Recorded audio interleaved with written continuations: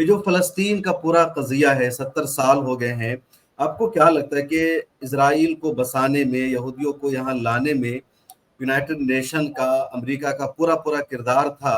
اس کے پیچھے امریکہ کا اپنا پرسنل ایجنڈا ہے، مسلم ممالک کو الجھا کر کے رکھنا، یہاں کے ریسورسز کو حاصل کرنا، یا یہودیوں کو کوئی وطن نہیں تھا، ان کے پاس کوئی اپنا علاقہ نہیں تھا، تو بس اس کو ایک ملک دلانا تھا؟ قطعاً یہ اتنی سادہ سی بات نہیں ہے، یہ ایک مذہبی جنگ ہے بلا شبہ۔ یہ اصل میں ایک نہ تیل کی جنگ ہے، نہ خالص معاشی جنگ ہے، یہ ایک مذہبی جنگ ہے۔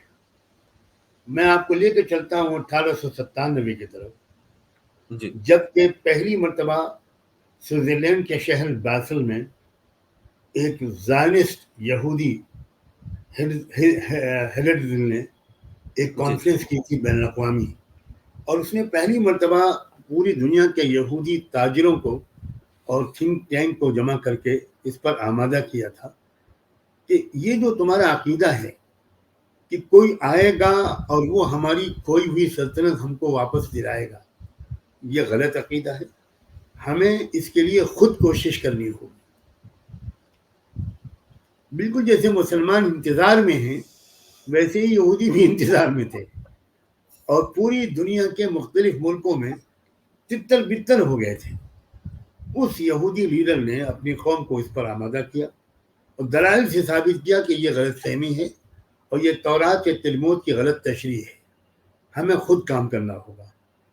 پھر اس کے لیے اس نے بڑے بڑے تاجروں سے بہت بڑے بڑے فنڈز لیے، اور برطانیہ کے جو وزیر خارجہ تھا اس وقت بیلفور، اس کو راضی کیا کہ وہ یہودی جو کہ یورپ میں تشدد کے شکار تھے اور عاجز تھے، بالکل مارے جا رہے تھے ہر جگہ،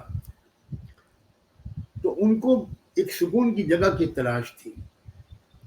اس وقت ایک تجویز رکھی گئی کہ یہودیوں کو ایک ہوم لینڈ دے دیا جائے جہاں پوری دنیا کے یہودی سکون سے جا کر رہیں۔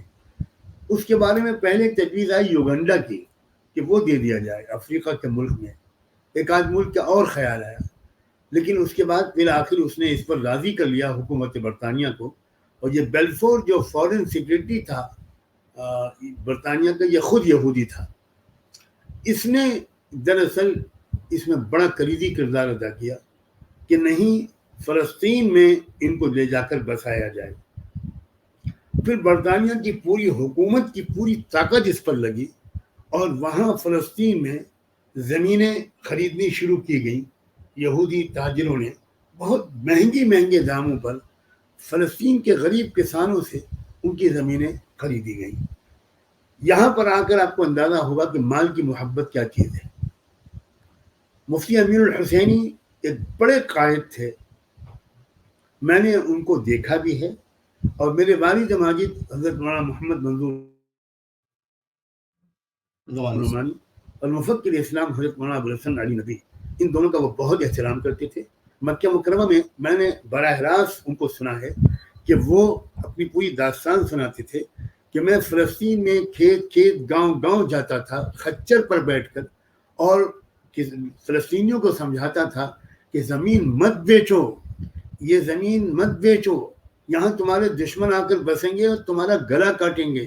لیکن لوگ غریب تھے، نہ وہاں بجلی تھی، نہ وہاں پانی تھا، نہ وہاں پختہ مکانات تھے، نہ وہاں سڑکیں تھیں، تو لوگوں نے وہ پیسے ان سے لیے، ڈالر لیے، انہوں نے ان کو امریکہ، یورپ، آسٹریلیا، کینیڈا کا ویزا دلوایا، اور وہ لوگ وہاں سے مائیگریٹ ہوئے، اور بہت شاندار عیش کی زندگی وہاں وہ لوگ، ان کے خاندان والے گزار رہے ہیں۔ لیکن زمینیں خریدی یہودیوں نے، اور پھر دھیرے دھیرے آبادیاں بسائیں، اور پھر 1948 میں باقاعدہ ایک ملک کا اعلان ہوا۔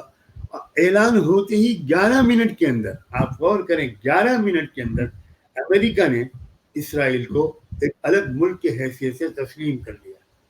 اس طرح امریکہ اور برطانیہ یہ دراصل اس ناجائز بچے کے ماں باپ ہیں، اور یہی پوری دنیا کے اندر اس وقت اتھل پتھل مچائے ہوئے ہیں۔